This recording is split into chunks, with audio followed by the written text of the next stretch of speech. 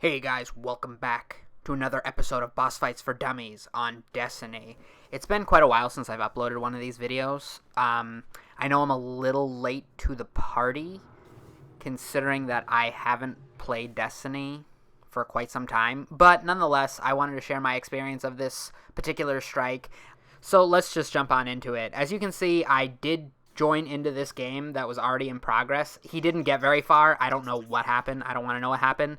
But the first two areas, I mean, for what I've seen people do and what I've done myself is you just run through there. There's no need to really waste your time killing any of those enemies. But once you reach the Temple of Crota, there's no choice but to keep killing the waves of enemies coming through the beam of light, that portal right in front of us, right to the right now, until Taniks, who is the strike's boss, makes his appearance. Now, I do like the idea of this strike, that you slowly take away the health of the boss. Like, you encounter him 2 times where you actually can get a ton of hits on him, and then again in the hallway. However, strangely enough, on this particular run, now it's okay if you're just doing like a regular run of this, but I would imagine if you were doing a Nightfall, holy shit, I would be livid if I got to the end and Taniks all of a sudden doesn't appear. And apparently, if he doesn't appear in that hallway, you can't get through the final door to get into the final boss room unless you wipe. And if you wipe on the Nightfall, you're going back to orbit and you got to do the whole thing over again. Well, I haven't seen too much, or I don't think I've seen a video of where that's actually happened. I'm not saying I'm the only one that this has ever happened to, but it was definitely interesting that there was no boss. Nothing. Absolutely nothing. I don't know what caused it. I don't know whether it was the fact that I was just firing off a bunch of G-horns at him and fucking him up, and he decides, well, you've done enough damage, it's not going to happen. I'm not going to spawn again, and you're fucked. You got to start this over again. Now, as you enter into the second major room, it's pretty much just more of the same. Yes, this is Destiny, and yes, a lot of this is very repetitive, and yes, the strategies are pretty much the same. It's just shoot enemies, shoot Taniks until he can no longer be damaged, move on to the next room.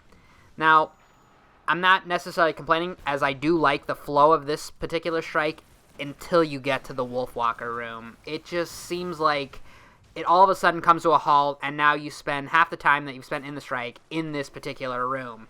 That's just me. Maybe you have a very fast way of killing him. If you do, please let me know, because I can't stand being in here and having it just seems like a clusterfuck to me.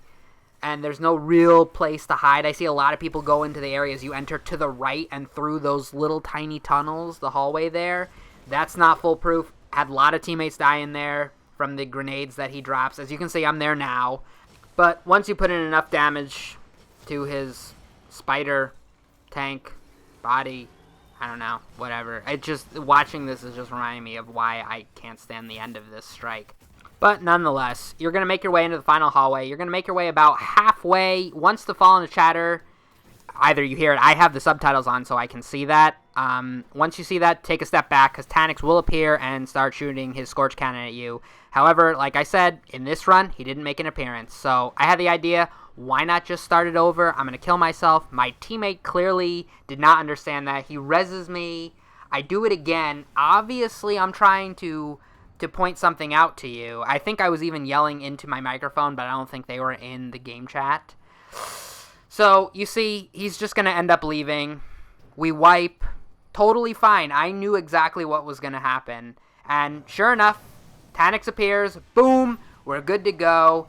And to continue this strike. So, as I get into the final room, now, don't judge me. Yes, I'm using the G-horn, but I was the only one in here, and I was like, I'm done with this shit. I don't want to deal with this anymore, because I got teammates leaving. He's not appearing, because we did go back pretty far into the strike, and then to proceed to go all the way back to where Taniks was supposed to appear. Nothing would get him to spawn. I think I even made it back to the beginning. I think that's how patient I was with it, to go all the way back and then to try to get back. The door would not open. So I would say a pretty decent strategy for Taniks. Of course, you got to go with the long-range weapon. Sniper rifles to the head. That's his crit spot, so you don't really want to waste your time shooting at his body. Past that, one teammate on the ads, or two if you really want to, and then one shifting back and forth between the boss and the ads, and you'll pretty much finish this up in no time. So I hope that helps. If it does, that's awesome. If not, I'm so sorry, and I'm sorry that you're still stuck on this strike. But if you enjoyed the video, don't forget to leave a like, favorite, and comment. To the new viewers out there, don't forget to hit that subscribe button to stay up to date with my newest videos. I'll catch you in the next one, guys. Peace!